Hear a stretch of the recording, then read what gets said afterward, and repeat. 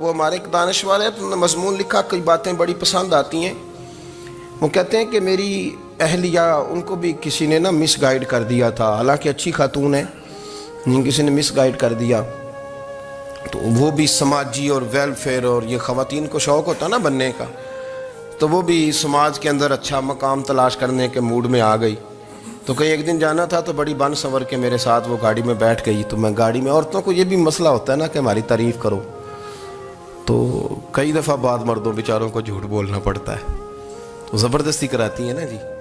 تو اس میں گنجائش بھی دی ہے شریعت نے گنجائش دی ہے کہ کبھی بیوی کو راضی کرنے کے لیے خلاف واقعہ بات کرنی پڑے تو کر لینی چاہیے، تو وہ کراتی بھی ہیں۔ 3 موقع پر خلاف واقعہ بات کرنے کی اجازت ہے، واقعے کے خلاف بھی آپ بات کر سکتے ہیں، جنگ کے موقع پر 2 لوگوں کو صلح کرانے کے لیے اور بیوی کو راضی کرنے کے لیے کر لیں کوئی ایسی بات، بے شک اپنی طبیعت پہ جبر کر کے کر لیں، گنجائش ہے، اجازت ہے۔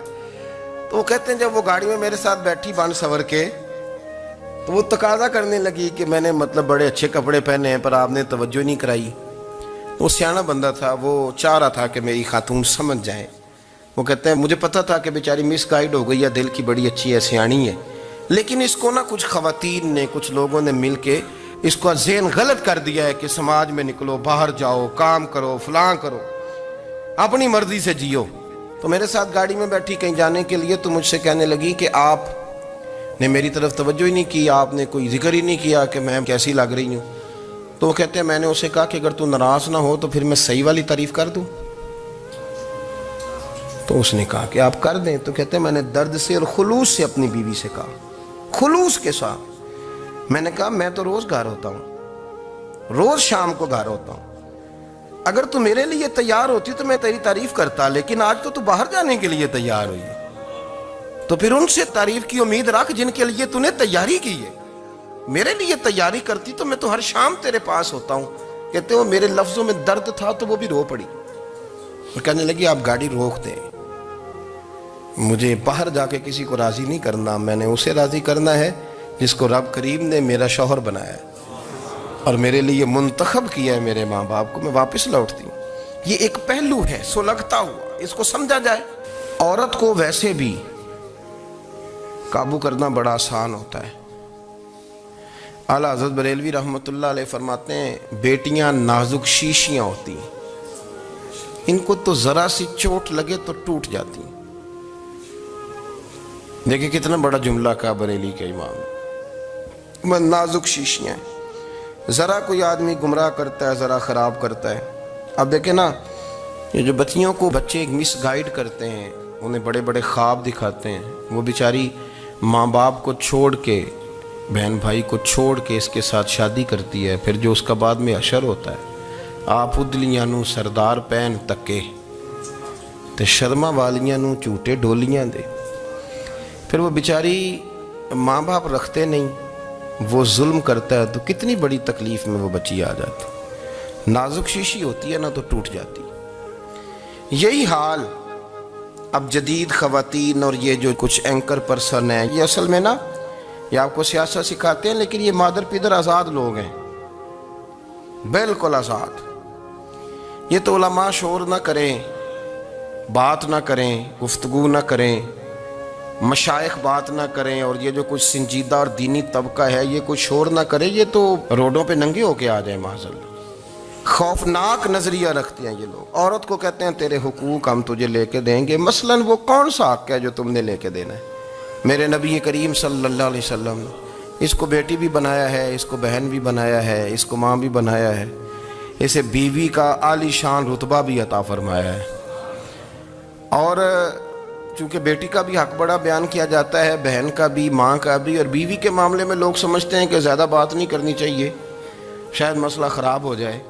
حالانکہ نبی پاک صلی اللہ تعالیٰ علیہ وسلم نے بیوی کے بارے میں پتہ کیا فرمایا؟ فرمایا جب تم نکاح کر لیتے ہو تو اپنا ایمان محفوظ کر لیتے ہو۔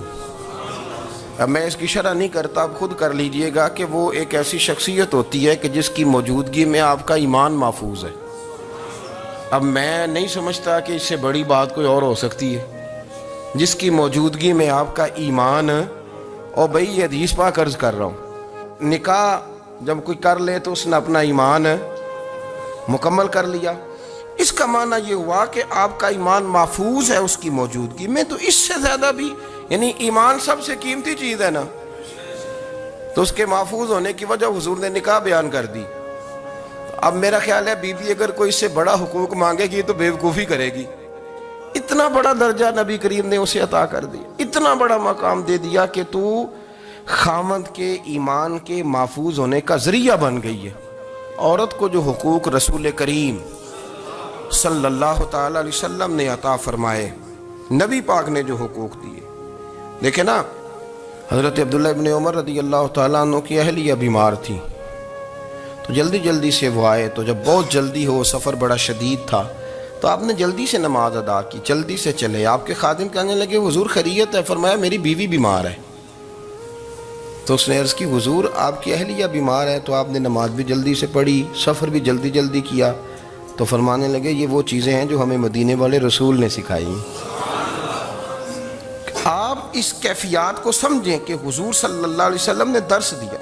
اور پھر ایک اور بہت بڑی بات، یہ فضیلت کسی اور کو نہیں دی، جو عورت کو حضور نے فضیلت دی، یہ فضیلت کسی اور کو نہیں دی۔ کبھی حضور نے فرمایا کہ تمہارا ابا تمہارے ساتھ بہت سخت رویہ کرے تو تم نے اس کو اس سختی پر داد دینی ہے؟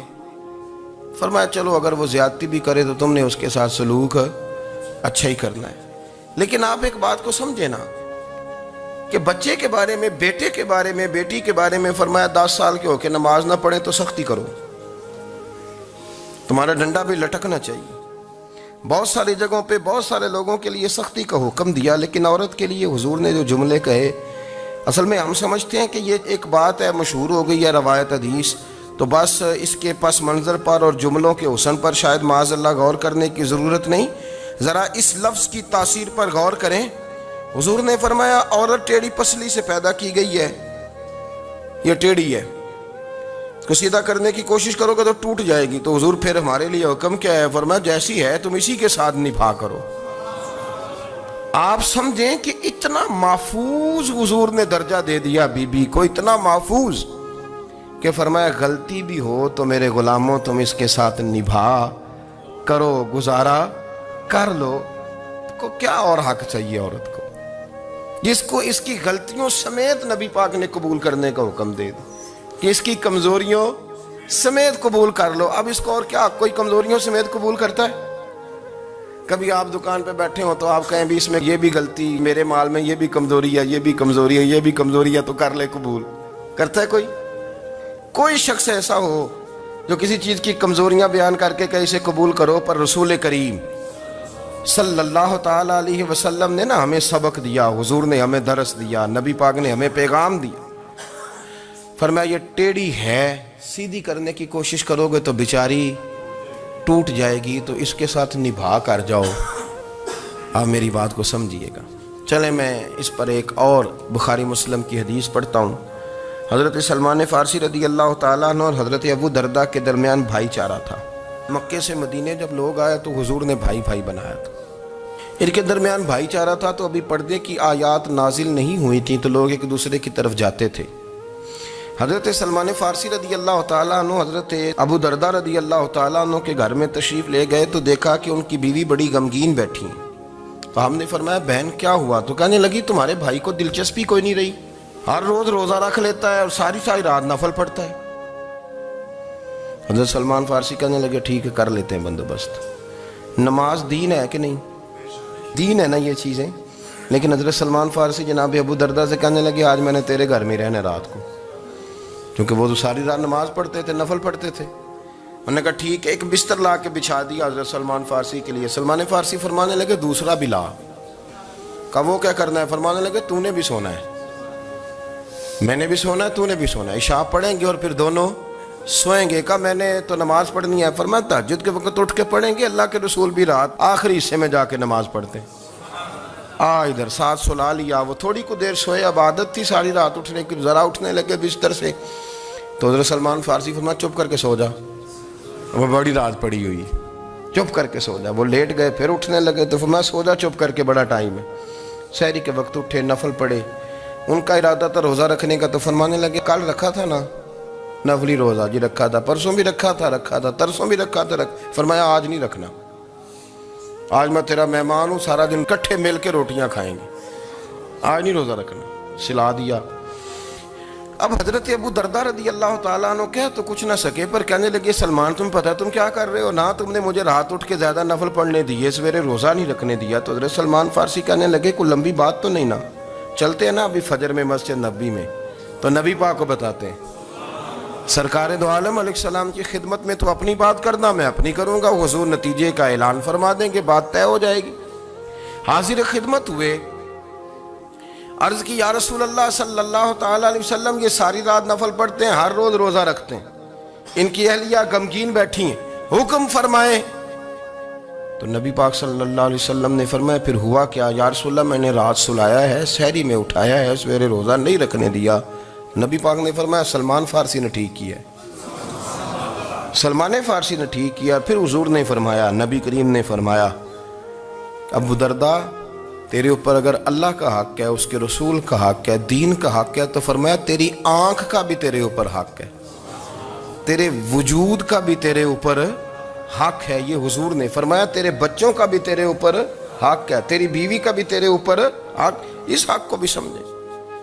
حقوق اللہ بھی ہیں، پر تیری آنکھ کا بھی تیرے اوپر، کیا مانا کہ تیری آنکھ سونا چاہتی ہے تو اسے سلا بھی، تیرے وجود کا بھی تیرے اوپر حق ہے، تو تیرا وجود آرام کرنا چاہتا ہے تو اسے آرام بھی کرا۔ اور پھر وہاں نبی پاک صلی اللہ علیہ وسلم نے فرمایا میں تم سب، سننا یہ لفظ حدیث کے، حضور نے اسی موقع پر فرمایا میں تم سب سے زیادہ اپنے رب کو جانتا ہوں اور میں تم سب سے بڑھ کر اپنے رب سے ڈرتا ہوں۔ حضور فرمانے لگے میں روزہ بھی رکھتا ہوں، افطار بھی کرتا ہوں، یعنی کبھی رکھتا ہوں اور کبھی نہیں رکھتا۔ فرمایا میں نفل بھی پڑھتا ہوں اور اپنی بیویوں کو وقت بھی دیتا ہوں۔ سرکار مسجد میں بھی آتے تھے، نواسوں کے ساتھ کھیلا بھی کرتے، ان کے ساتھ پیار بھی کرتے۔ تو اتنے بڑے حقوق حضور نے بیان فرمائے عورتوں کے کہ تمہاری بیوی کا بھی تمہارے اوپر۔ لو ایک حدیث بخاری کی اور یہاں بیان کر دیتا ہوں۔ ایک شخص نے آ کے عرض کی یا رسول اللہ صلی اللہ تعالیٰ علیہ وسلم جہاد کے لیے تیاری ہو گئی ہے، صفیں بن رہی ہیں، مجاہدین کی تیاری ہے، تو میرا بھی نام لکھ دیا گیا ہے مجاہدوں کی لسٹ میں، لیکن یا رسول اللہ صلی اللہ تعالیٰ علیہ وسلم میری بیوی نے حج کی تیاری کر لی ہے اور میرے دوستوں نے، صحابہ نے میرا نام مجاہدین کی لسٹ میں لکھ دیا، تو میرے لیے کیا حکم ہے؟ یہ بخاری مسلم ہے۔ تو نبی پاک صلی اللہ تعالیٰ علیہ وسلم نے فرمایا جہاد پہ کوئی اور چلا جائے گا تو بیوی کے ساتھ حج کرنے جا، اسے محرم کی ضرورت ہے، وہ تیرے بغیر کیسے جائے گی؟ مجاہدین کو تو اور مجاہد مل جائے گا، پر تو اپنی بیوی کے ساتھ جانا۔ نبی پاک صلی اللہ علیہ وسلم نے مرد کو محافظ بنایا ہے، عورت کو مرد کا قیدی نہیں بنایا، بلکہ عورت کو حفاظت عطا کی اور مرد کو اس کا محافظ بنایا۔ اب بچیاں آزاد ہونا چاہتی ہیں، اور آزادی بھی وہ والی کہ جو بنیادی طور پر آزادی نہیں، فحاشی ہے۔ میں نے بہت پہلے کہا ہے کہ اسلام بیٹیوں کو قیمتی سمجھتا ہے۔ جس بندے کے پاس 20 تولے سونا ہو وہ چوک میں لے کے نہیں آتا، وہ قیمتی چیز ہے، اس نے چھپا کے رکھی ہوتی ہے۔ تو جو نبی پاک صلی اللہ علیہ وسلم کا کلمہ پڑھنے والے بیویاں، اسلام انہیں قیمتی سمجھتا ہے، کہتا ہے کہ تم قیمتی ہو لہذا گھر کے اندر رہو، تم باہر نہ ہو۔ لیکن عورتیں ہیں کہ ان کو بلا وجہ لوگ خراب کر دیتے ہیں اور بلا وجہ وہ اس مغالطے کا شکار ہو جاتی ہیں۔ اب آگے بڑھتے ہیں۔ قرآن مجید نے سورہ نور کی آیت نمبر 30 میں کہا کہ کل للمؤمنین یغضوا من ابصارہم، فرمایا کہ اے محبوب علیہ السلام مومن مردوں سے کہہ دو کہ اپنی نظریں جھکا کے رکھیں، اپنی نظریں۔ اور اگلی آیت میں فرمایا وَقُلْ لِلْمُؤْمِنَاتِ یغضضن من ابصارہن، فرمایا کہ اے محبوب مومن عورتوں سے بھی کہہ دو کہ اپنی نظریں جھکا۔ مرد بھی اپنی نظر جھکا کے رکھے گا عورت کی طرف، لیکن یہ ساری پابندی صرف مرد پر نہیں، عورت بھی غیر محرم کا چہرہ نہیں دیکھے گی، اس پر بھی اسی طرح نظر جھکانے کا حکم ہے، جس طرح کہ وہ ہر دکاندار کو بھائی جان کہہ کے گفتگو کرنے کی اس کو بھی اجازت نہیں ہے کہ وہ سمجھے کہ پابندی تو مرد نے کرنی تھی، میں نے تھوڑی کرنی تھی۔ وہ جس کے پاس جائے، جہاں بھی جائے، ڈاکٹر کے پاس جائے، باہر جائے، تو وہ جس طرح مرضی اس کا دل چاہے وہ بات چیت کرے، اس کی عورت کو بھی اجازت اسلام نہیں دیتا۔ بنیادی طور پہ اسلام شرم و حیا کا دین ہے، حیا کی بات کرتا ہے۔ حیا کی جب ہم تعریف کرتے ہیں تو حیا کی تعریف یہ ہے کہ کوئی کبھی چیز دیکھ کے نا تو آپ کی طبیعت میں کراہت محسوس ہو، آپ کوئی غلط جملہ منہ سے نکالتے ہوئے ذرا جھجکیں، آپ کوئی غلط بات کرتے ہوئے تھوڑا بوجھ محسوس کریں۔ ہمارے ہاں تیزی سے فروغ پایا ہے بے حیائی نے۔ سنگیوں کی محفلیں، یاروں کی محفلیں، اس میں غلیظ گفتگو ہوتی ہے الا ماشاء اللہ۔ جن دوستوں کو بڑی پاک صاف گفتگو کرنی چاہیے، دوستی کا رشتہ بڑا مقدس رشتہ ہے، جو یہاں ایک دوسرے سے پیار کریں گے جنت میں بھی اکٹھے داخل کیے جائیں گے۔